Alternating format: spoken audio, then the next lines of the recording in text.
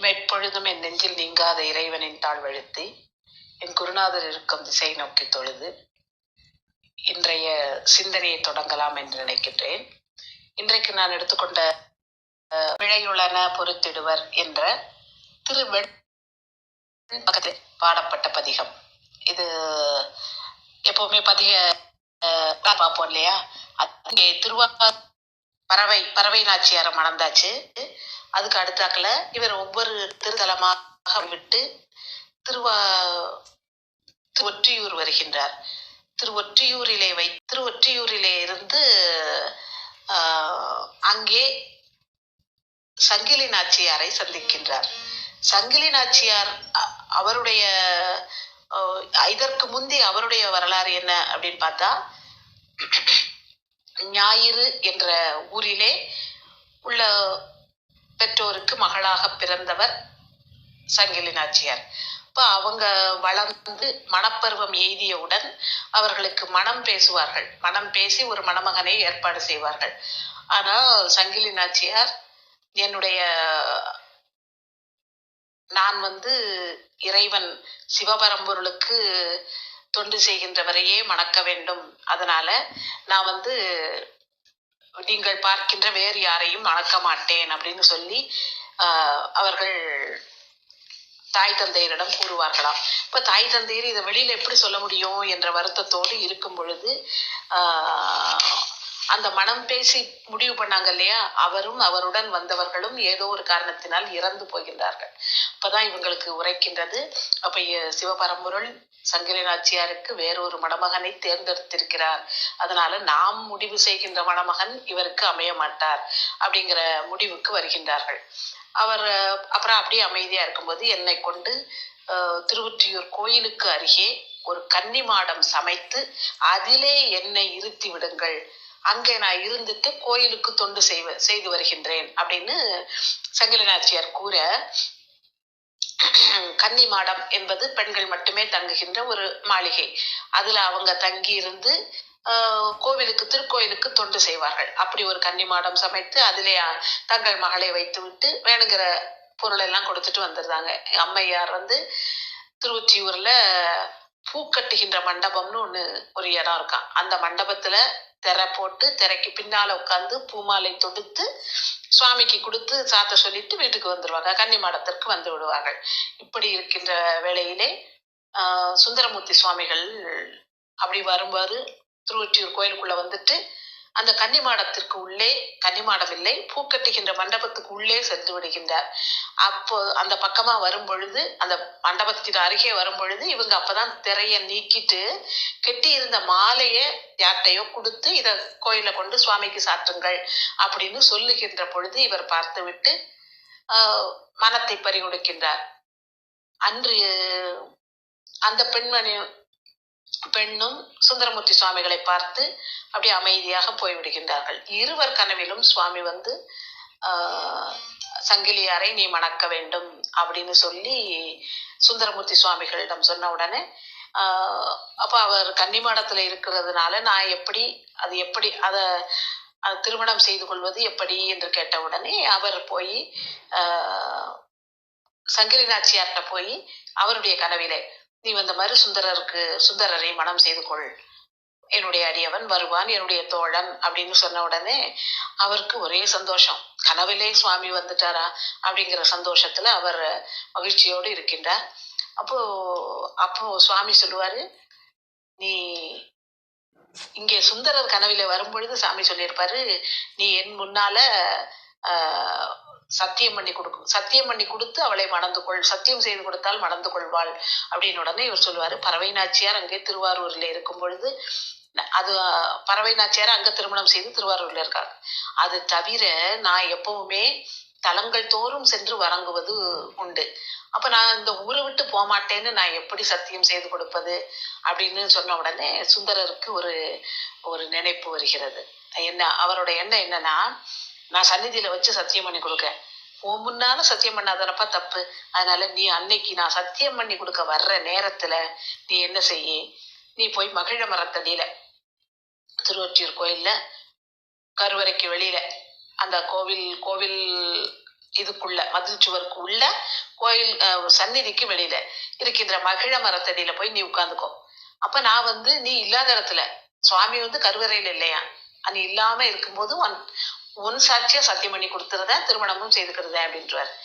சரின்னு இவர்கிட்ட சொல்லிட்டு நேர போய் சங்கிலி நாச்சியார்ட்ட, நாளைக்கு சுந்தரன் வந்து திருமணம் செய்து கொள்ள பேச்சு வரும். அப்படி வரும் பொழுது நீ என்கிட்ட சத்தியம் செய்து கொடுத்து விட்டு மணந்து கொள்ளுங்கள்னு சொல்லு.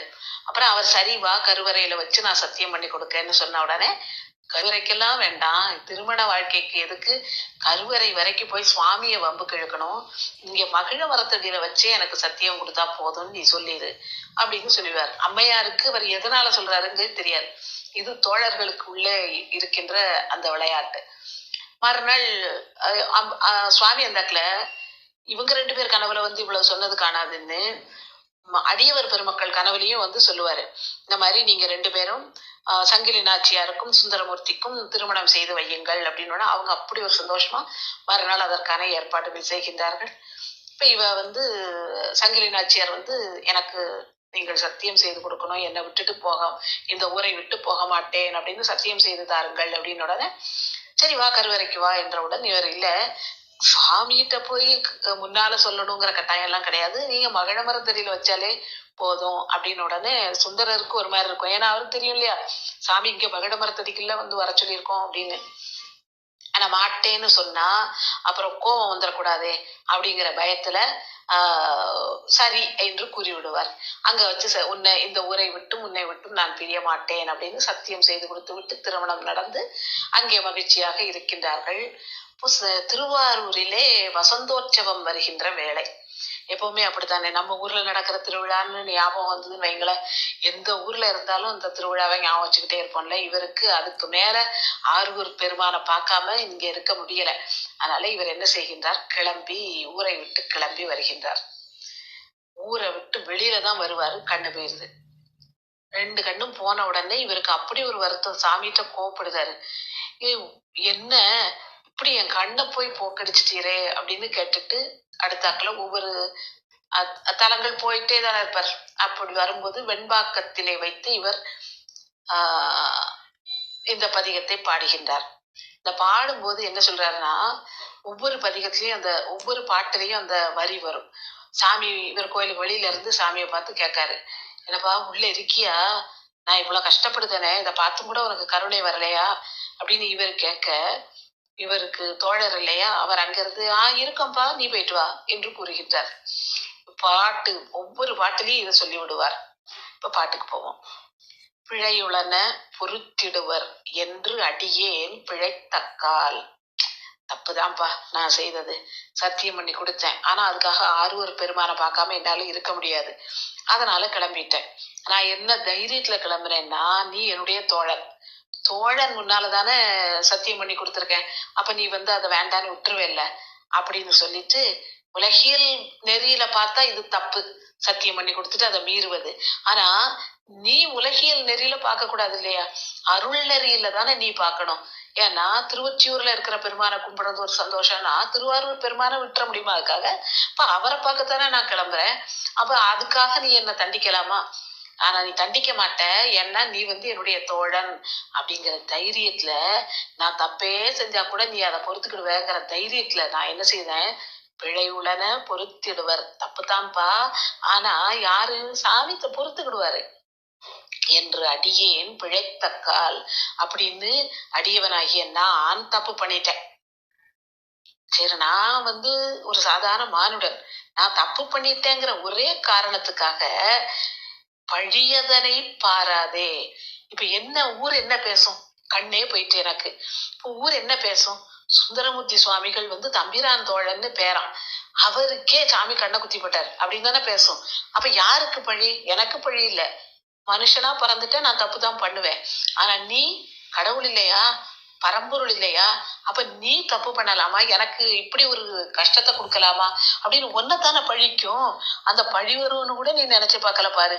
பழியதனை பாராதே, என்னை யாரும் தப்பு சொல்ல மாட்டாங்க, மனுஷன் தப்பு பண்றது இயற்கை தான், ஆனா தோழனாக இருந்துகிட்டே, சாமி சிவபரம்பொருளாக இருந்துகிட்டே, பரம்பொருள் அவர் இவருக்கு தண்டனை கொடுத்துட்டாரேன்னு உனக்கு தான்ப்பா பழி வரும். தோழன் என்ன செய்திருக்கணும்? தப்பா போறவன சரி பண்ணியிருக்கணும் இல்லையா? சரி பண்ணல. சரி பண்ணலங்கிறதுக்காண்டி தண்டனை கொடுக்கலாமா? அதனால தண்டனை கொடுத்ததுனால உனக்குத்தான் பழி. ஆனா அந்த பழி வரும்னு கூட நினைச்சு பார்க்கல பத்தியா நீ? படலம் என் கண் மறைப்பித்தாய். என் கண்ணுல படலத்தை வச்சு என் கண்ணு ரெண்டையும் தெரியவிடாம ஆக்கிட்டியே. குழை விரவு வடிக்காதா. இந்த காதுல பாம்படம் எல்லாம் போடுவாங்க தெரியுமா? அது அப்படியே வடிந்து இந்த காது அதுக்காக வேண்டியே வளர்ப்பாங்க. அந்த வடி காது உடையவன் நீ. கோயில் உலாயோ, கோயிலுக்குள்ள இருக்கியாப்பா என்று கேட்ட. என்ன அப்படின்னு நான் கேட்டேன். உழையுடையான், எல்லாரையும் தனக்கு அடிமையாக கொண்டிருக்கின்ற அவன் உள்ளிருந்து உள்ள உட்கார்ந்துக்கான் இல்லைங்கிற. உள்ளிருந்து உளம் போகீர். இருக்கும் அப்படின்னு சொல்லிட்டு நீ போப்பா அப்படின்னு அடுத்தாக்குல வேற சொல்லிட்டான். நான் இருக்கேன்னு சொல்லிட்டு விட்டுருந்தா கூட பரவாயில்ல, நீ உன் வேலையை பார்த்துக்கிட்டு போங்கிற மாதிரி என்ன பார்த்து சொல்லிட்டான். இவன் இது கருணைக்கு அழகா இது அப்படின்னு கேள்வி வைக்கிறார். இவ்வளவு ஒரு அழகான கற்பனை பாருங்களேன். பிழை உளன பொறுத்திடுவர் என்று அடியேன் பிழைத்தக்கால் பழியதனை பாராதே படலம் என் கண் மறைப்பித்தாய். குழை விரவு வடிகாதா கோயில் உலாயோ என்ன உழையுடையான் உள்ளிருந்து உளம் போகீர் என்றானே. அடுத்த பாட்டு. இடையறியேன் தலையறியேன் எம்பெருமான் சரணம் என்பேன். நடையுடையன் நம்மடியான் என்று அவற்றை பாராதே. விடையுடையான் விடநாகன் வெண்ணீற்றன் புலியின் தோல் உடையான் எனை உடையான் உளோம் போகீர் என்றானே. நான் எப்பேற்பட்டவன்?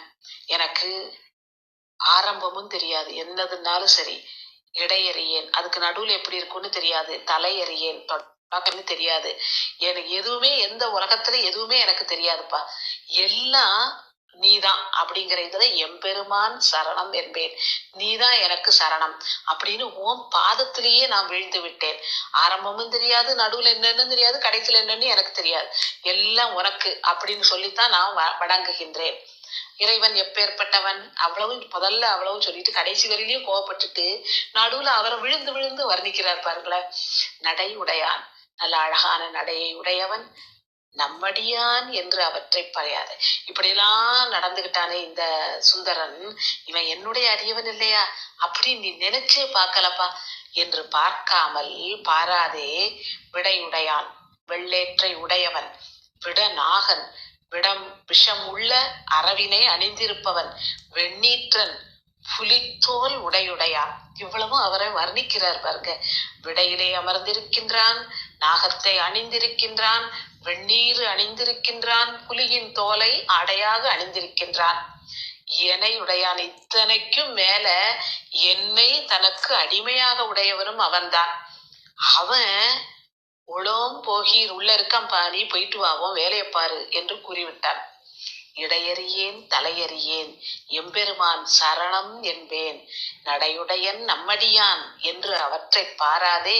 விடையுடையான் விடநாகன் வெண்ணீற்றன் புலியின் தோல் உடையான் எனையுடையான் உளோம் போகீர் என்றானே. அதுக்கு அடுத்தது 3வது பாடல். செய்வினை ஒன்று அறியாதேன் திருவடியே சரண் என்று பொய்யடியேன் பிழைத்திடினும் பொறுத்திடு நீ வேண்டாமோ. சரிப்பா, நான் ஏகப்பட்ட வினை செய்து சேர்த்து வச்சிருக்கேன் இது வரைக்கும். அதெல்லாம் என்னங்கிறது எனக்கு தெரியாது, எவ்வளவு வினை இருக்குங்கிறதெல்லாம் எனக்கு தெரியாது. ஆனா என்னோட ஒரே குறிக்கோள் என்ன? உன்னுடைய திருவடியே சரண். அது மட்டும்தான் எனக்கு என் மனதிலே இருப்பது. உன்னுடைய திருவடியே சரணம்னு நான் நினைக்கிறேன். அதுக்கு அடுத்து பொய்யடியேன். மெய்யடியார்கள் எப்பவுமே உன்னை விட்டு நீங்க மாட்டாங்க. உன்னை நீ சொல்றத உன்னுடைய அடியவர்கள் நல்ல விதமா இருப்பாங்க. ஆனா நான் அப்படி இல்லை, நான் மெய்யடியார் இல்ல, பொய்யடியேன் தான்ப்பா. ஆனாலும் அடியவன் தானே. பொய்யடியேன் பிழைத்திடினும், பிழைத்திடினும் என்றால் பிழை செய்திடினும், பிழைத்திடினும் பொறுத்திட வேண்டாமோ. நீ பொறுத்துக்க வேண்டாமாப்பா, நீ பரம்பொருள் இல்ல. நான் தப்பே பண்ணினாலும் நீ அதை பொறுத்துக்கிடணும்ல. பை அறவா பை, நான் நச்சு பை உடைய பாம்பு, பாம்பினை உடையவனே. இங்கிருந்தாயோ என்ன பரிந்து என்னை உள்ள இருக்கியா சாமி, நீ உள்ள இருக்கியா, இங்க அதாவது நான் அங்கே இருந்து கஷ்டப்பட்டு வாரேன், நீ இங்கேயாவது இருக்கியா அப்படின்னு கேட்க, இங்க இருந்தாயோ என்ன அப்படின்னு நான் கேட்க, பரிந்து என்னை உய்ய அருள் செய்ய வல்லான். உனக்கு மட்டும் பரிவுன்னு ஒண்ணு இருந்ததுன்னா எனக்கு இந்த கஷ்டத்துல இருந்து காப்பாத்தி அருள் செய்ய வேண்டியது உன் கடமை, உன்னால முடியும். ஆனா நீ என்ன சொல்லிட்ட, உள்ள இருக்கேன்பா, நீ உன் வேலையை பார்த்துட்டு வெளியே போ என்று கூறிவிட்டாய். செய்வினை ஒன்று அறியாதேன் திருவடியே சரண் என்று பொய்யடியேன் பிழைத்திடனும் பொறுத்திட நீ வேண்டாவோ. பையரவா, இங்கிருந்தாயோ என்ன பரிந்து என்னை உய்ய அருள் செய்ய வல்லான் உளோம் போகீர் என்றானே. அடுத்த பாடல். கம்பமரும் கரியன் கரைமிடற்றன் கபாலி, கபாலின்னு கூட போடல, காபாலி செம்பவள திருவுருவன் சேயிழை ஓடு உடனாகி. இது அவ்வளவு நம்பி, இது அவ்வளவும் இறைவனோட இறைவனை விழித்து, அதாவது அழைத்து சொல்லுகின்றார். கம்பமரும் கரியுரையன், அசைதலை, யானை ஒரு இடத்துல நிக்க தெரியுமா, அப்படி அசைஞ்சுக்கிட்டே இருக்கும். அந்த மாதிரி அசைதலை உடைய கரிய அந்த வேழத்தின் உரியை அணிந்திருக்கின்றவன், அந்த வேழத்தின் தோலை போர்த்திருப்பவன் கம்பமரும் கரியுரியான். கரைமிடற்றன், கரை உள்ள நீலகண்டம், கரைமிடற்றன் காபாலி செம்பவள திருவுருவன், அவனை கரைமிடற்றன், ஆனா செம்பவள திருவுரு அவனுக்கு. சேயிழையோடு உடனாகி, அந்த சேயிழை உமையம்மை, உமையம்மையோடு உடனாக இருக்கின்ற உமையொரு பாகம். நம்பி, எல்லாருக்கும் தலைவன் அப்படின்னு இத்தனை சொல்லி நான் உன்னை வணங்குகின்றேன். இங்கே இருந்தாயே, இங்க இருக்கேல்லப்பா உள்ள, அப்ப நீ எனக்கு அருள வேண்டாமா அப்படிங்கிற எண்ணத்துல நான் கேட்க, என்று நான் கேட்டலுமே உம்பர் தனித்துணை எனக்கு உளோம் போகீர் என்றார். இருக்கம்பா, நான் இங்கதான் இருக்கேன், எங்கேயும் பெயரல. உம்பர் தனித்துணை, தேவர்கள் எல்லாம் எனக்கு துணையாக இருக்கின்றார்கள், அதனால நீ போயிட்டு வா என்று அனுப்புகின்றார். நான் உன்னை என்னெல்லாம் சொல்லி பாராட்டினேன், நீ அருளுவாய் என்று கேட்டால் எனக்கு துணைக்கு ஆள் இருக்கு, நீ வர வேண்டாம் போ அப்படின்னு என்ன அனுப்புறியே என்று கேட்கின்றார். கம்பமரும் கரிவுரியன் கரைமிழட்டன் காபாலி செம்பவள திருவுருவன் சேயிழையோடு உடனாகி நம்பி இங்கே இருந்தாயே என்று நான் கேட்டலுமே உம்பர் தனித்துணை எனக்கு உளோம் போகீர் என்றானே. அடுத்து 5வது பாடல். பொன்னிலங்கு நறுங்கொன்றை புரிசடை மேற்பொலிந்திலங்க மின்னிலங்கு நுண்ணிடையாள் பாகமா எருது ஏறி துன்னியிரு பால் அடியார் தொழுதேத்த அடியேனும் உன்னம் அதாய் கேட்டலுமே உளோம் போகீர் எனலாமே. அவன் எப்படி தோற்றமளிக்கின்றான் அப்படின்னு பார்த்தா, பொன் இலங்கு கதிர் நறும் கொன்றை, அப்படி பொன் மாதிரி ஒளி வீசுகின்ற கொன்றையை தன்னுடைய புரி சடையிலே, அதாவது அப்படி சுழன்று சுழன்று இருக்கின்ற சடையிலே அணிந்திருக்கின்றான். அதன் மேல் பொலிந்து இலங்குகின்றது. மின்னிலங்கு நின்னிடையாள், மின்னல் மாதிரி மெலிதான வளைந்த இடையை உடைய உமையம்மையை தன்னுடைய பாகமாக கொண்டு எருது ஏறி பெற்றம் ஊர்ந்து துன்னி இருபால் அடியார் தொழுதேத்த. நீ அப்படி வரும்போது 2 பக்கமும் உன்னுடைய அடியவர்கள் இருக்கின்றார்களே, அவங்க தொழுது ஏத்துகின்றார்கள். அடியேனும் உன்னமதாய் கேட்டலுமே, அப்ப நானும் அப்படியே கேட்க, உள்ள இருக்கியாப்பா, எல்லாரும் வணங்குகின்றார்களே இருக்கியா அப்படின்னு கேட்டா ஊழோம் போகீர் என்றானே. அடியார்களோட சேர்ந்துதான் நான் கேட்க, அப்ப எனக்கு மட்டும் என்ன, நான் இருக்க, நீ போயிட்டு வான்னு பதில் சொல்ற என்று கூறுகின்றார். பொன்னிலங்கு நறுங்கொன்றை புரிசடை மேற்பொலிந்து இலங்க மின்னிலங்கு நுண்ணிடையாள் பாகமா எருதி ஏறி. இதை கொஞ்சம் கற்பனை பண்ணி பாருங்களேன். பொன் மாதிரி மஞ்சேர்னு கொன்றை, அவருடைய சடை செஞ்சடை, அந்த செஞ்சடை மேல இந்த மஞ்சள் நிறத்துல பூ, இப்படி ஒரு அழகான அப்படி ஒரு நிறத்தால கற்பனை பண்றதுக்கு வைக்கிறார் பாருங்களேன். கண்ணு முன்னால கொண்டு நிப்பாட்டுறாரு. மின்னிலங்கு நுண்ணிடையாள் பாகமா எருதேறி துன்னி இருபால் அடியார் தொழுதேத்த அடியேனும் உன்னமதாய் கேட்டலுமே உளோம் போகீர் என்றானே. அடுத்து 6வது பாடல்.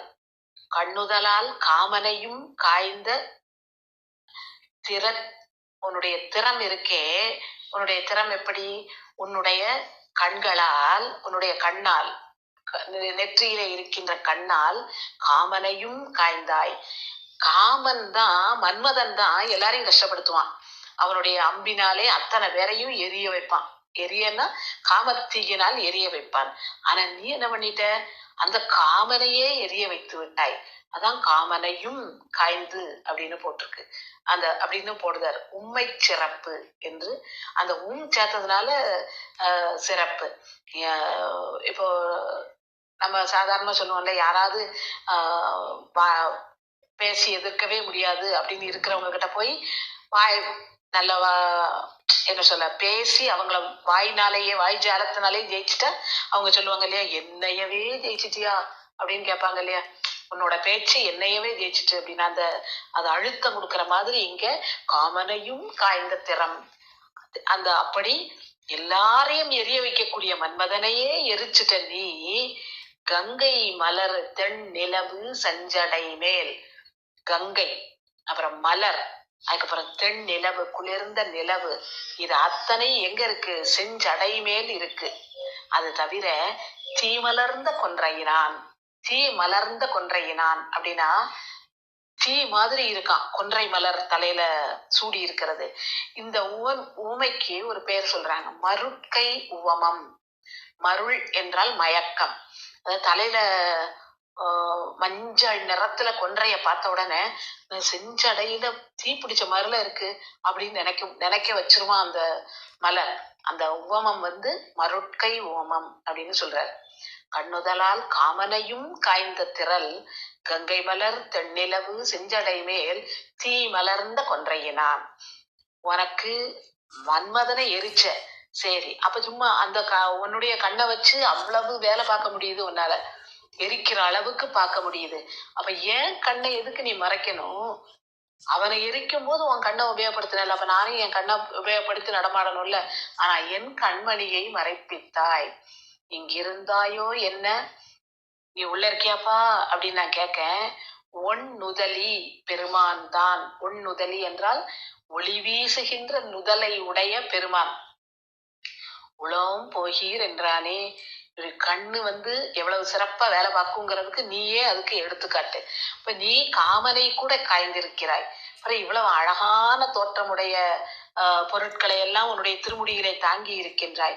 இப்படியெல்லாம் இருக்கின்ற நீ என் கண்ணை போய் மறைச்சு விட்டுட்டியப்பா அப்படின்னு கேட்டா, இருக்கும் போயிட்டு வா அப்படின்னு பதில் சொல்லிட்டார் சாமி என்கின்றார்.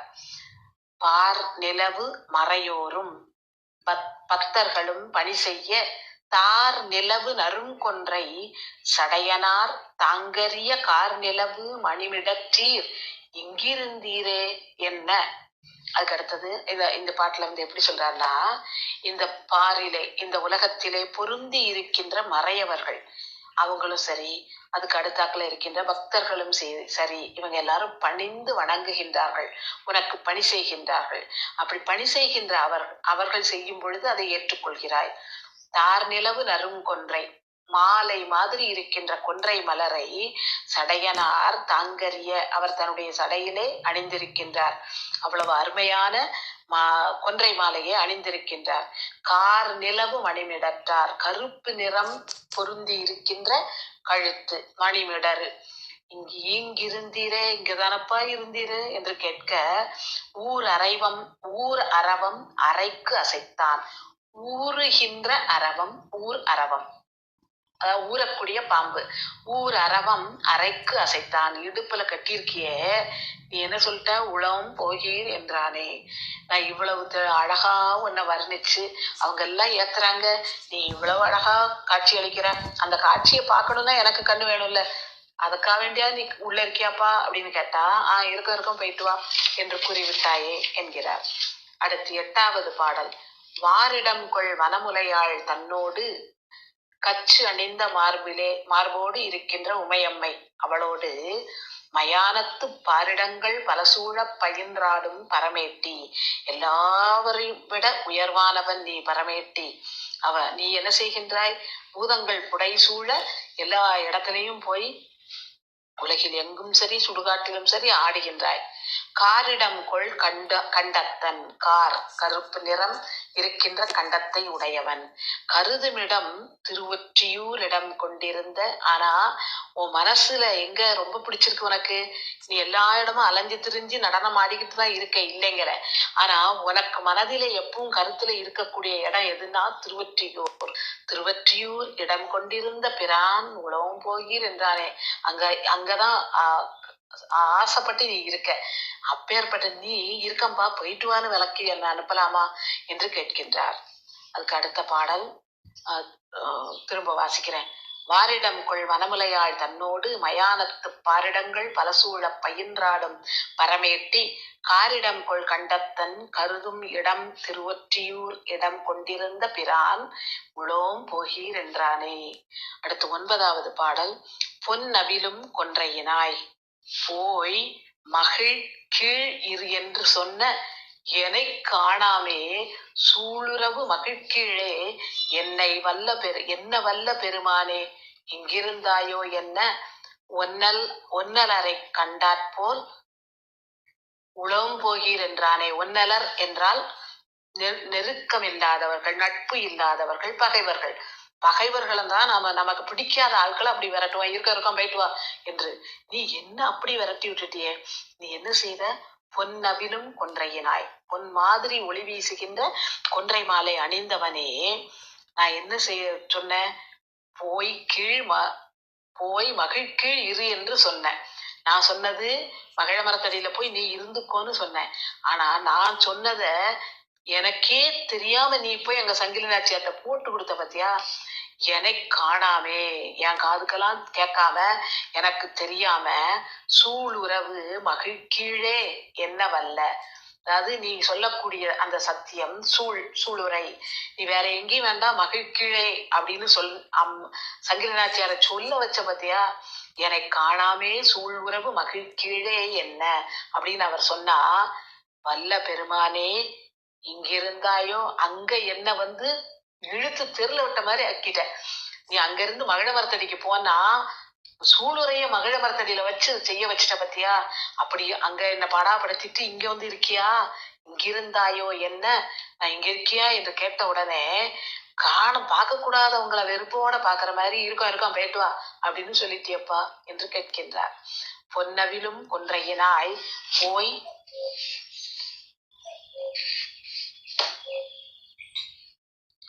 போய் மகிழ்கீழ் இரு என்று சொன்ன என்னை காணாமே சூளுறவு மகிழ்கீழே என்ன வல்ல பெருமானே இங்கிருந்தாயோ என்ன ஒன்னலரை கண்டாற்போல் உளோம் போகீர் என்றானே.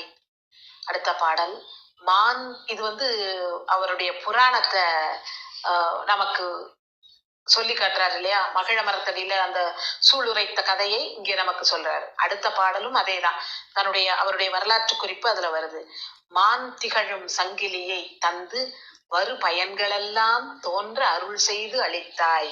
மான் மாதிரி மருண்ட பார்வையோடும் அழகோடும் இருக்கின்ற சங்கிலியாரை எனக்கு மணம் செய்து கொடுத்து, அந்த திருமணத்தின் மூலம் எனக்கு வரவேண்டிய நல்லனவற்றையெல்லாம் நீ தந்து எனக்கு அருளினாய் என்று உரைக்க, அப்படின்னு நான் சொன்னேன். அதுக்கு அடுத்தாக்குல உலகமெல்லாம் ஈன்றவனே, எல்லா உலகத்தையும் படைத்தவன் நீ, வெண்கோயில் இங்கிருந்தாயோ என்ன, அங்க அவ்வளத்தையும் எனக்கு கொடுத்துட்டு, ஆனா இப்படி ஒரு கஷ்டத்தையும் கொடுத்துட்டிய. இந்த வெண்கோயில், இது வெண்பாக்கம் என்று பின்னர் பெயர் பெற்றது. முதல்ல வெண்கோயில் அப்படின்னுதான் இதற்கு பெயர் என்று உரையாசிரியர்கள் சொல்லுகின்றார்கள். அதான் இவருடைய குறிப்புல வெண்கோயில் என்று கூறுகின்றார். வெண்கோயில் இங்கிருந்தாயோ, நீ எல்லாத்தையும் படைச்சவன் நீதான், ஆனா வெண்கோயில்ல வந்து உட்கார்ந்துருக்கியா என்ன? ஊன்றுவதோர் கோல் அருளி. இவர் கண்ணு தெரியலன்னு கவலைப்பட்டு உள்ள இருக்கியா அப்படின்னு கோபத்துல கேட்ட உடனே ஒரு தடியை கொடுக்கிறாராம் சாமி. இதை வச்சு ஊனிக்கிட்டே போப்பா அப்படின்னு. ஊன்றுவதோர் கோல் அருளி, நான் ஊன்றி நடப்பதற்கு ஒரு கோலை கொடுத்து உலகம் போகி இருக்கும் இந்த கோலை கொண்டுட்டு பத்திரமா நடந்து ஊரை பார்க்க போ என்று சொல்லி அனுப்பிவிட்டான். எப்படி முதல்ல என்னுடைய கொஞ்ச நாளுக்கு முன்னால என் வாழ்க்கையில அப்படி ஒரு சந்தோஷத்தை தந்தவன் நீ. சங்கிலி நாச்சியாரை எனக்கு மனமுடித்து அதன் மூலம் வருகின்ற நன்மைகள் அதன் எல்லாவற்றையும் எனக்கு அருளினார். ஆனா அருளி முடிச்சிட்டு இப்ப என்ன இப்படி கண்ணு தெரியாத மாதிரி இது பண்ணிட்டு எனக்கு கண்ணு தெரியலன்னு நான் உன்னை கண் பார்வை கேட்டு வந்தா எனக்கு நீ கோலை கொடுத்து அனுப்புகின்றாயே. வெண்பாக்க கோயில்ல சுவாமி பேர் ஊன்றீஸ்வரராம். அது ஊன்றி நடப்பதற்கு கோல் கொடுத்ததுனால அந்த கோவில்ல நந்திக்கு பக்கத்துல சுந்தரமூர்த்தி சுவாமிகள் தடி ஊன்றி நிற்பது போல ஒரு சிற்பம் இருக்கு. அந்த கோயிலுக்கு போனா இப்போ இந்த கதையை நமக்கு நினைவூட்டும் வண்ணம். மான் திகழும் சங்கிலியை தந்து வரு பயன்கள் எல்லாம் தோன்ற அருள் செய்து அளித்தாய் என்றுரைக்க உலகமெல்லாம் ஈன்றவனே வெண்கோயில் இங்கிருந்தாயோ என்ன ஊன்றுவதோர் கோல் அருளி உளோம் போகீர் என்றானே அப்படின்னு சொல்லிட்டு இறுதி பாடல்ல பலன் சொல்லுகின்றார் நமக்கு. ஏறாரும் பொழில் நிலவு வெண்பாக்கம் இடம் கொண்ட காராரும் இடற்றானை. ஏறாரும் ரொம்ப நிலவுகள் நிலவின் ஒளியினால் குளிர்ந்து இருக்கின்ற சோலைகள் நிறைந்த வெண்பாக்கம் என்ற ஊரை தனக்கு இடமாக கொண்ட பெருமான். அவர் எப்படிப்பட்டவர்? காராரும் இடற்றான். கார் மாதிரி மேகம் மாதிரி கழுத்திலே கருப்பு மிடற்றானை காதலித்திட்டு அன்பினோடும் அந்த கழுத்தை கரிய நீலகண்டத்தை மிகவும் விரும்பி அன்போடு யார் வணங்குகின்றார்களாம்? சீராரும் திருவாரூர் சிவன் பேர் சென்னியில் வைத்த ஆரூரன். சீராரும் திருவாரூர் சுவாமி இருக்காரு, அந்த சுவாமியினுடைய பெயரை தன் தலையிலே வைத்து வணங்குகின்ற நம்பியாரூரர். தன்னை எங்க சொல்றாரு? வெண்பாக்கத்துல நின்று பாடுதாரு. திருவொற்றியூர்ல என்ன படுத்திட்டேன்னு கோவப்படுதாரு. ஆனாலும் ஆரூர் பெருமானை நினைத்து சொல்லுகின்றார். சீராரும் திருவாரூர் சிவன் பேர் சென்னியில் வைத்த ஆரூரன் தமிழ் வல்லார்க்கு அடையா வல்வினை தானே. இந்த பாடல்களை பாட வல்லவர்களுக்கு வல்வினை என்பது வந்தே சேராது.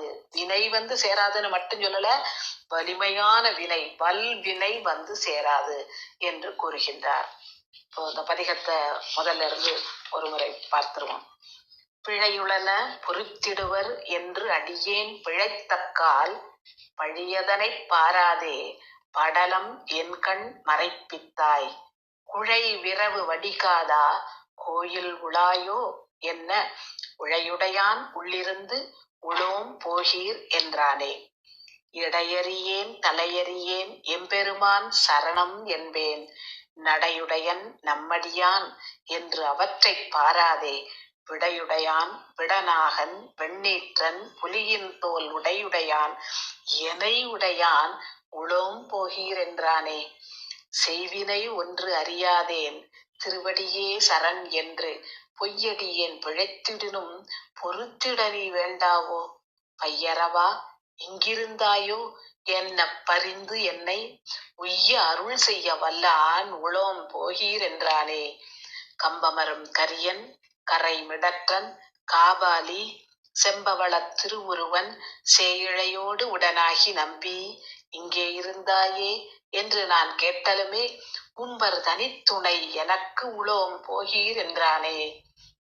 பொன்னிலங்கு நறுங்கொன்றை புரிசடை மேற்பொலிந்திலங்க மின்னிலங்கு நுண்ணிடையாள் வாகமாய் எருதேறி துன்னீரு பால் அடியார் தொழுதேத்த அடியேனும் உன்னமதாய் கெட்டலுமே உளோம் போகீர் என்றானே.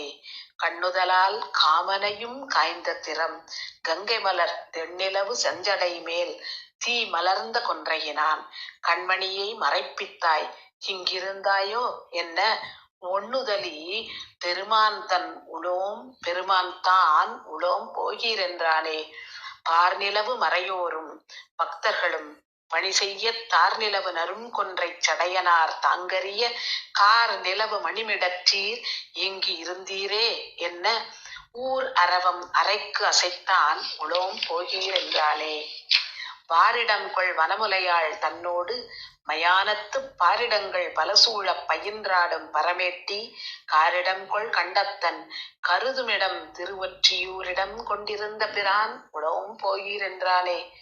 பொன்னவிலும் கொன்றையினாய் போய் மகிழ் கீழ் இரு என்று சொன்ன எனக் காணாமே சூளுறவு மகிழ்கீழே என்ன வல்ல பெருமானே இங்கிருந்தாயோ என்ன ஒன்னலரை கண்டாற்போல் உளோம் போகீரென்றானே மான் திகழும் சங்கிலியை தந்து வரு பயன்களெல்லாம் தோன்ற அருள் செய்து அளித்தாய் என்றுரைக்க உலகமெல்லாம் இன்றவனே வெண்கோயில் இங்கிருந்தாயோ என்ன ஊன்றுவதோர் கோல் அருளி உளோம் போகீர் என்றானே ஏறாரும் பொழில் நிலவு வெண்பாக்கம் இடம் கொண்ட காராரும் விடற்றானை காதலித்திட்டு அன்பினொடும் சீராரும் திருவாரூர் சிவன் பேர் சென்னியில் வைத்த ஆரூரன் தமிழ் வல்லார்க்கு அடையா வல்வினை தானே என்ற அளவிலே இந்த பதிகம் நிறைவுறுகிறது. இன்றைக்கு இதோடு சிந்தனையை நிறைவு செய்து கொண்டு இனி அடுத்த வகுப்பிலே மற்றும் ஒரு சிந்தனையை தொடருவோம். நன்றி, வணக்கம்.